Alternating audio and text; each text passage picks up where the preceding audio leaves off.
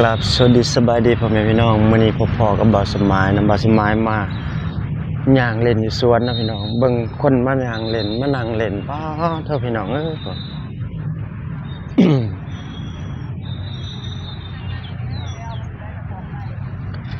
โหดเยอะพี่น้องบอกว่าไผก็แล้วแต่เนาะมานั่งเต็มหมดเลยครับ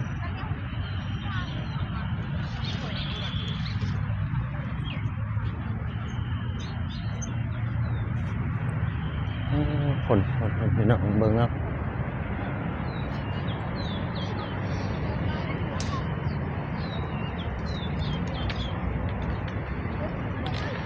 คนเยอะขนาดพี่น้อง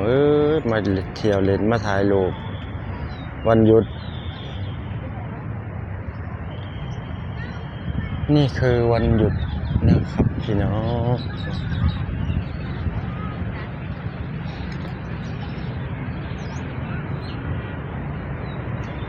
นึกว่ามาบุญเนาะคิดว่าเพิ่นมาบุญมาอย่างเนาะ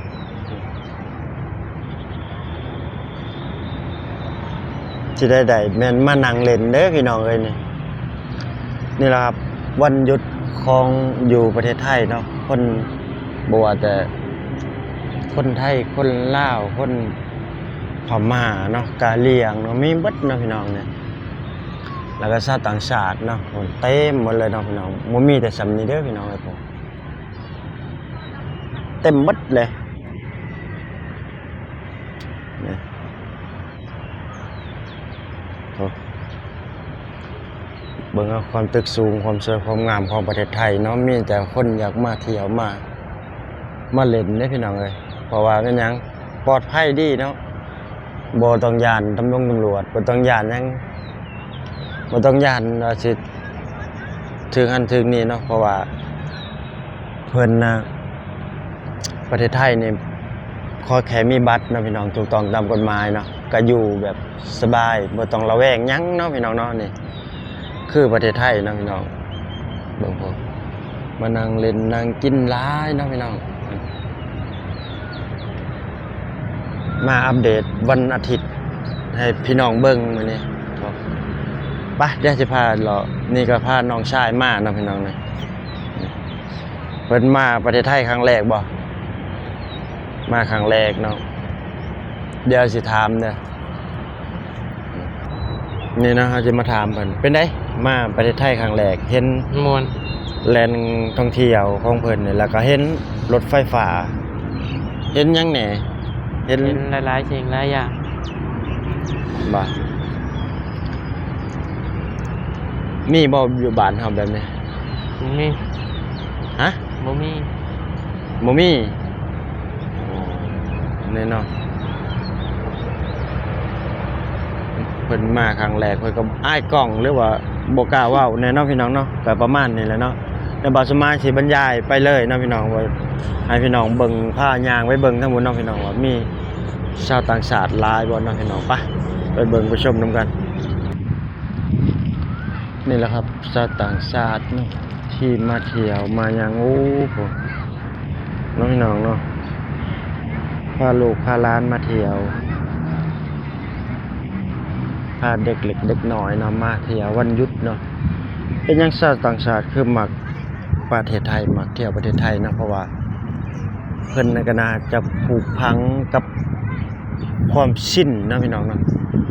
แต่บ่าวสมายอยากบอกให้ฮู้เลยนะว่าบ่าวสมายย่างมานี่เกือบทั่วสวนแล้วเนาะพี่น้องเนาะแต่บ่เห็นเขมรจักคนเนาะพี่น้องเพราะว่าหยังเพราะว่าประเทศไทยเพิ่นบ่รับเขมรเนาะเพิ่นไล่เขมรกลับประเทศให้เบิดเนาะพี่น้องเนาะนี่แหละครับ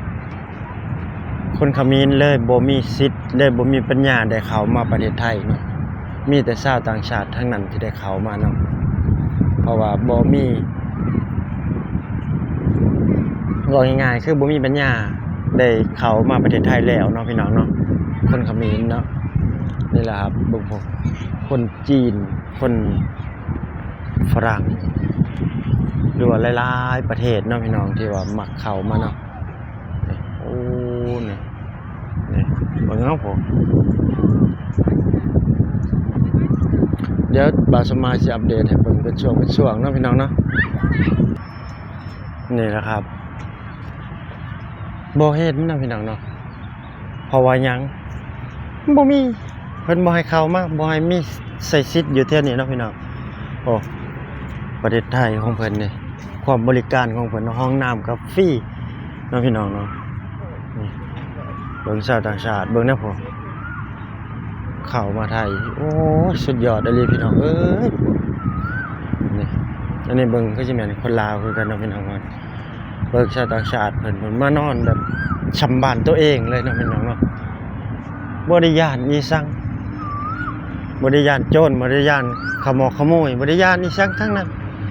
แล้วก็มีเจ้าหน้าที่เพิ่นเขามาตรวจตลอดเด้อพี่น้องตรวจคนเข้าเมืองเนาะพี่น้องเนาะนี่บ่ว่าจะเจอพม่าเจอเขมรเจอกะเหรี่ยงที่บ่มีบัตรเนาะพี่น้องเนาะเพิ่นก็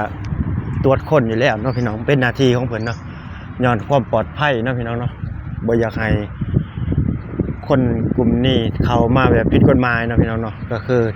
เห็นแล้วเพิ่นก็จับไปโลดเนาะพี่น้องเนาะนี่เพิ่นคือเจ้าหน้าที่เพิ่นเด้อพี่น้องเอ้ยพุ่นเนาะ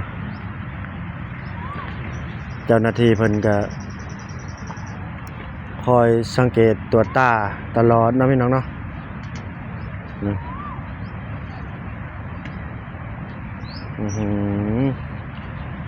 นี่แหละครับก่อนสิเข้ามาประเทศไทยก็ต้องให้ถูกต้องตามกฎหมายนะพี่น้องเนาะเฮาบ่ได้มาเฮ็ดงานหรือว่าเฮามาเที่ยวก็เฮามีบัตรสปอร์ตพาสปอร์ตเนาะพี่น้องเพราะว่าคนเฮ็ดงานก็มี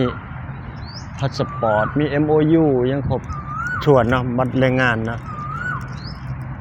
คืออยู่ได้เนาะพี่น้องเนาะนี่เบิ่งเอาเด้อนี่โอ้โหนี่คือบรรยากาศเนาะพี่น้องเนาะนี่บรรยากาศที่ยามแรงคนมาเที่ยวมายังหลายเนาะพี่น้องเนาะนี่โอ้บ่อนเป็นสถานที่สาธารณะเนาะพี่น้องเนาะที่ออกกำลังกายบ่พาเด็กเล็กเด็กน้อยมาเที่ยวมาเล่นมาหยังแบบนี้หลายๆสิ่งหลายๆอย่างเนาะพี่น้องเนาะนี่ก็ย้อนแบบนี้แหละครับประเทศไทยถึงบ่มีเขมรเถื่อนเว้าง่ายๆเนาะเอาเนาะพี่น้องเนาะคลิปนี้ก็สิพากพี่น้องกดไลค์กดแชร์กดติดตามเป็นกำลังใจให้เด้อครับเพื่อเป็นเฮ็ดคลิปต่อๆไปเนาะพี่น้องเนาะนี่แหละครับคลิปนี้ก็บ่สามารถจะได้จบคลิปไปเพียงส่ำนี้เนาะพี่น้องขอกล่าวคำว่าสบายดีและสวัสดีครับผม